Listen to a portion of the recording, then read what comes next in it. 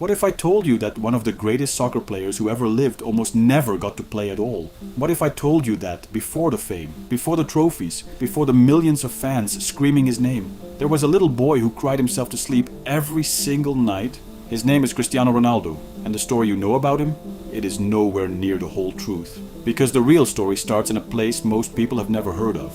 A tiny island off the coast of Portugal called Madeira.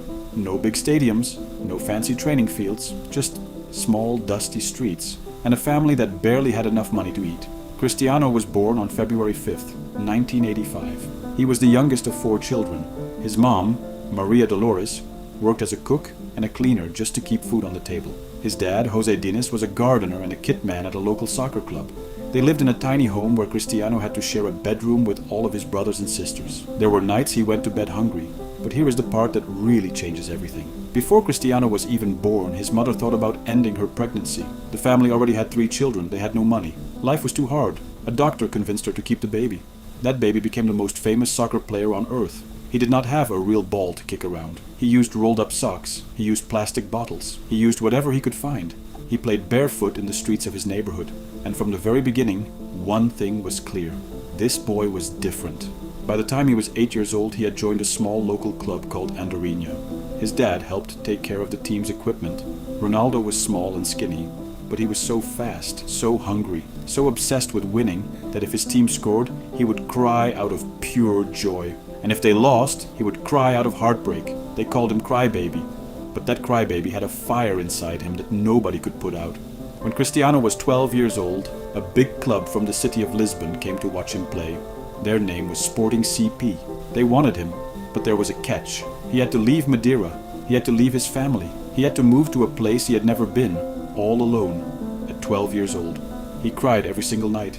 He was far from home. He missed his mom. The other kids at the academy made fun of his thick island accent. They teased him. They laughed at him. But instead of quitting, Cristiano trained harder. While other boys rested, he practiced. While other boys slept in, he was already on the field. His coaches said he would sneak into the gym late at night just to do extra work. He was obsessed.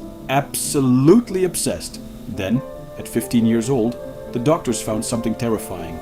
Cristiano had a heart problem. His heart was racing at a speed that could have killed him during a game. He needed surgery. Most kids would have gone home. Most kids would have given up. Cristiano had the surgery, and he came back stronger. By 16, he was playing for Sporting's professional team. By 18, something happened that changed everything. Manchester United, one of the biggest soccer clubs in the entire world, came to play a friendly match against Sporting. Cristiano played that day like a man possessed. He was everywhere. He was fast. He was magical. Manchester United's legendary manager, Sir Alex Ferguson, watched from the sideline with his mouth open. He refused to leave Portugal without signing that skinny kid from Madeira. And just like that, Cristiano Ronaldo was on his way to England.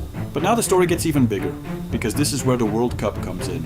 In 2006, a 21-year-old Ronaldo played in his very first FIFA World Cup in Germany. Portugal reached the semi-finals for the first time since 1966. Cristiano scored his first World Cup goal in a penalty against Iran. The whole world started to notice him. In 2010 in South Africa, he carried the weight of being Portugal's leader and their most expensive player. He scored, but it was not enough.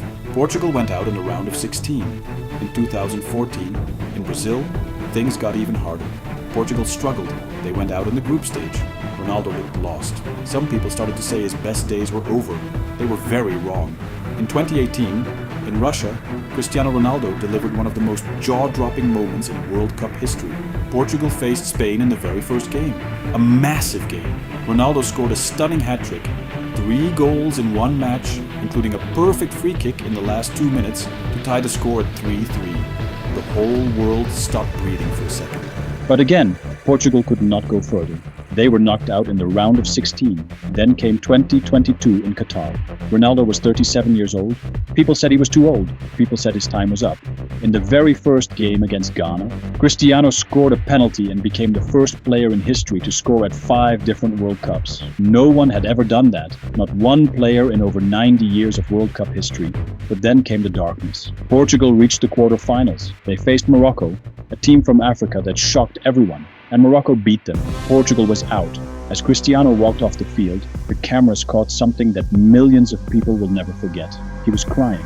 The greatest scorer in the history of men's international soccer walking into the tunnel with tears streaming down his face. No World Cup, no ultimate prize, just heartbreak again.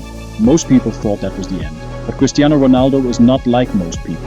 In June of 2026, at 41 years old, he showed up to the FIFA World Cup in North America. He became the oldest outfield player to ever start a World Cup match. He tied the world record of playing in 6 World Cups, a record shared only with his longtime rival Lionel Messi.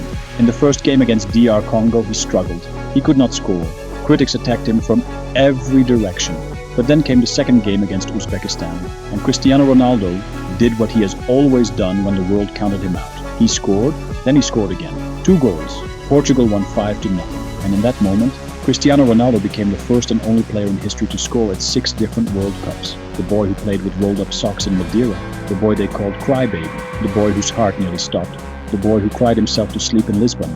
He is still here, still fighting, still writing history. Because that is what the ugly rise of Cristiano Ronaldo teaches us. The road to greatness is never pretty. It is full of tears and pain and people telling you that you are not good enough.